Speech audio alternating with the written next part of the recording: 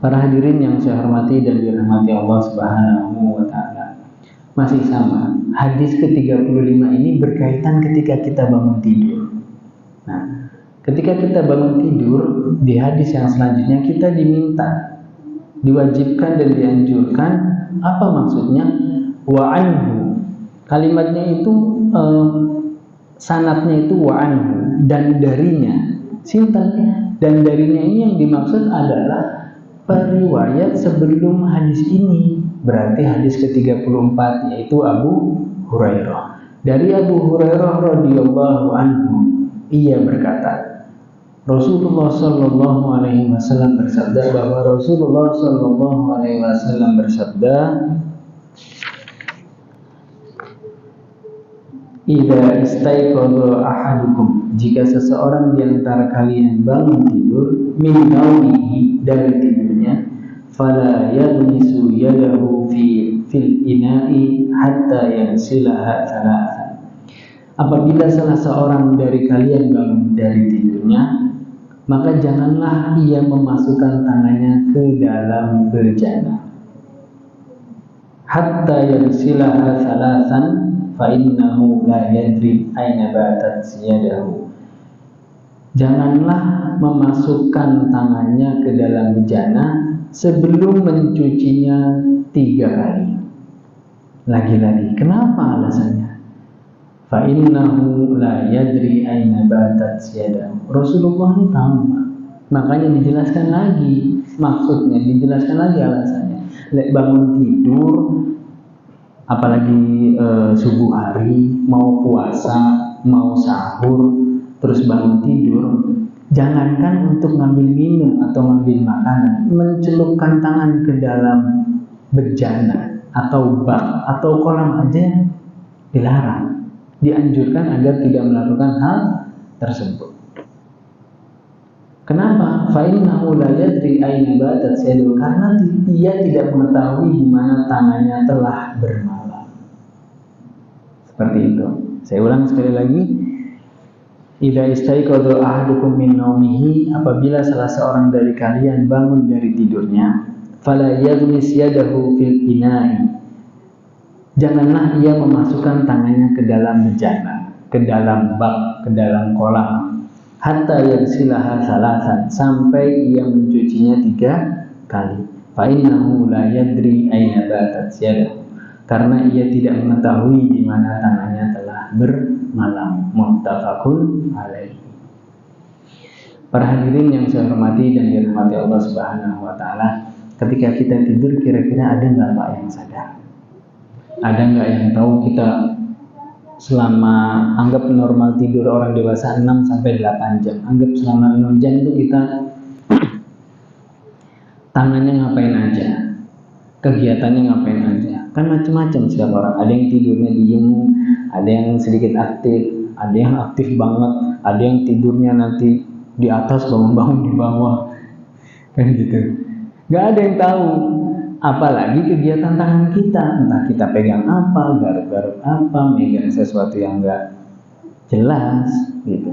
Makanya kalau kita bangun tidur, setelah ini kita upayakan bangun langsung cuci tangan 3 kali. Jangan mencelupkan tangannya ke dalam bak, jangan memasukkan tangannya ke dalam kolam bejana ataupun ya kolam kecil itu buat air, apa di sini namanya Pak? Bejana ya. Apa Pak? Ciduk. Ya, semacam cidukan gitu lah. Jangan memasukkan seperti itu. Nah, ini saya urutkan. Falayyaghmis maksudnya janganlah dia memasukkan, la yadri, tidak mengetahui, aina batat yadahu, di mana tangannya telah bermalam, telah bergerak, telah berkegiatan. Yakni apa yang telah diperbuat tangannya pada saat seseorang tidur. Bisa jadi telah bergerak ke tempat-tempat yang kotor dan lain sebagainya. Bahkan kadang ada di antara kita yang nggak sadar, ketika tidur kita ke kamar mandi, buang air kecil, terus tidur lagi. Tiba-tiba dikasih tahu sama pasangan kita, kamu kok kemarin kebangun ya? Enggak, saya merasa tidur aja. Padahal dia sudah ke toilet. Kan ada tuh Pak yang bangun tidur buang air kecil atau minum nggak merasa sesuatu tapi dia melakukan. Itulah kalau kita tidur kita nggak tahu. Sama seperti halnya kalau orang berwudu terus dia duduknya tegap, dia pasti nggak akan mengeluarkan angin Pak.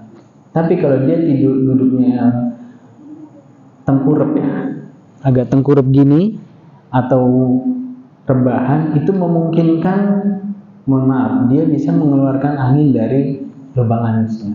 Makanya ketika kita duduk dan tidur sambil duduk tegak, itu insya Allah tidak akan tidak akan mengeluarkan angin. Tapi ketika agak tengkurap atau rebahan, itu kemungkinan mengeluarkan angin. Tapi kadang kita ketika tidurnya tengkurap, agak duduk tapi agak tengkurap atau rebahan, kita tuh nggak sadar kita itu buang angin atau tidak. Seperti itulah ketika kita tidur ataupun tidur dalam kondisi agak tengkurap atau rebahan, ataupun ketika malam kita nggak tahu tangan kita kegiatannya ngapain. Nah, hadis ini menganjurkan kita untuk mencuci tangan terlebih dahulu ketika bangun tidur malam ataupun siang. Bangun tidur, mungkin ibu-ibunya menyiapkan sahur, cuci tangan dulu 3 kali, bersih-bersih. Bapak-bapaknya juga bangun tidur, mau minum ataupun sahur, mau makan sesuatu, pastikan sudah cuci tangan 3 kali. Adapun poin kedua adalah apabila seseorang bangun dari tidur, maka ia tidak boleh memasukkan tangannya ke dalam bejana air sebelum mencucinya 3 kali. Nah, hadis ini bermaksud mungkin di antara kita ada yang langsung cuci tangan di dalam bak, mungkin ya, atau mengambil air dengan tangannya membasuh seperti itu. Setelah ini upayakan jangan, kalau bangun tidur jangan memasukkan tangan langsung ke dalam bak. Nah, adapun poin yang ketiga yang dimaksud di sini adalah memasukkan tangan sepenuhnya ke dalam bejana, ke dalam bak mandi. Adapun jika ingin mengambil gayung untuk mengambil air, maka hal ini diperbolehkan jika tidak memasukkan tangan sepenuhnya. Atau di rumahnya ada keran, pakai keran itu tidak apa-apa. Yang penting maksud dan tujuannya adalah kita bangun tidur dengan tangan yang bersih, tangan yang suci, wudu ataupun tidak. Seperti itu. Para hadirin yang saya hormati dan dirahmati Allah Subhanahu wa taala. Di poin keempat ini, Imam Syafi'i dan Imam Maliki berpendapat bahwa perintah dalam hadis ini sifatnya mubah atau boleh, dan larangannya bersifat dibenci. Perintahnya apa di sini? Mencuci 3 kali. Derajatnya tidak sampai wajib, jadi masih mubah. Adapun larangannya, apa larangannya? Menyemplungkan tangan ke dalam bak. Sifatnya tidak terlalu parah, yaitu haram ataupun najis, tapi sifatnya makruh atau dibenci. Tapi kalau udah tahu kayak gini, kira-kira kita mau melakukan apa? Kan sayang, udah datang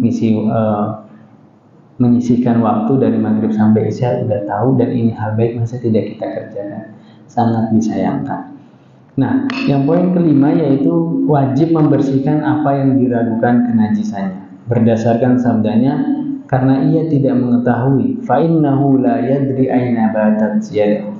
Karena ia tidak mengetahui di mana tangannya telah bermalam. Ini sekaligus merupakan isyarat agar kita mengambil sikap ihtiyaton. Ihtiyaton itu apa?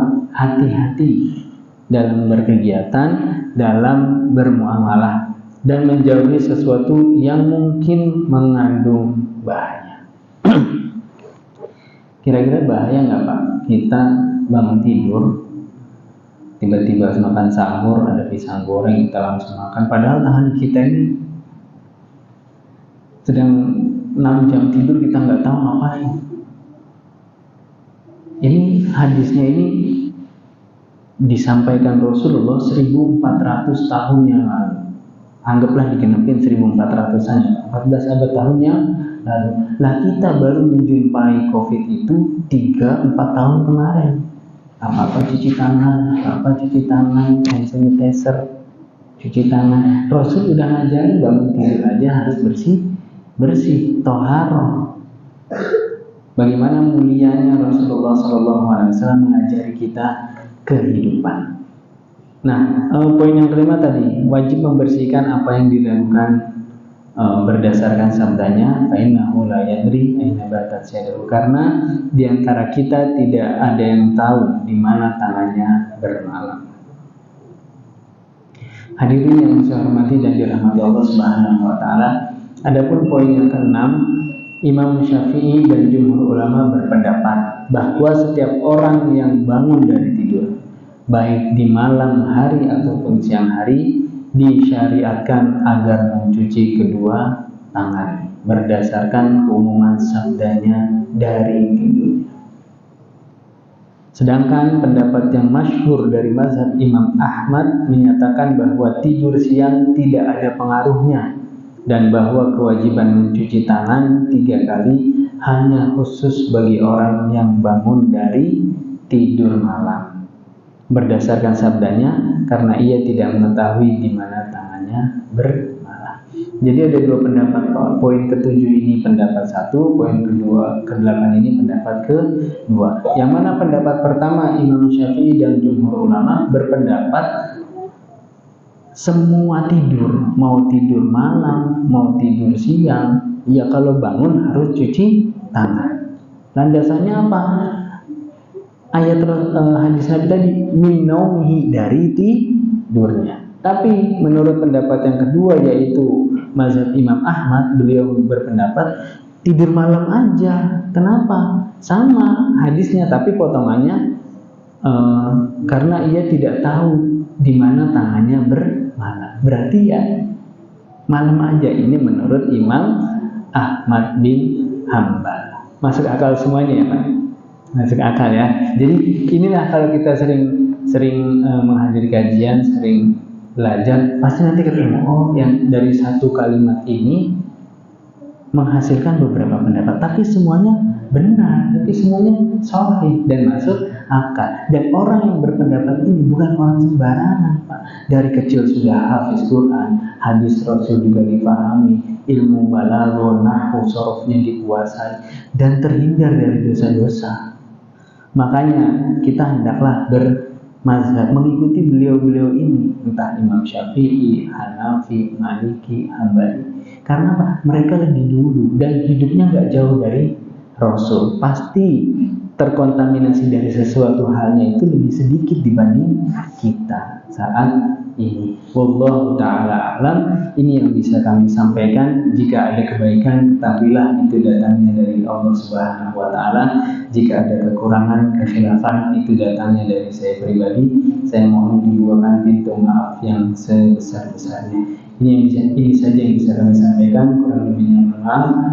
Kita tutup dengan membaca Alhamdulillahirrabbilalamin dan ditambah dengan doa kafaratul majlis. Subhanakallahumma wa bihamdika asyhadu an la ilaha illa anta astaghfiruka wa atubu ilaik. Assalamualaikum warahmatullahi wabarakatuh.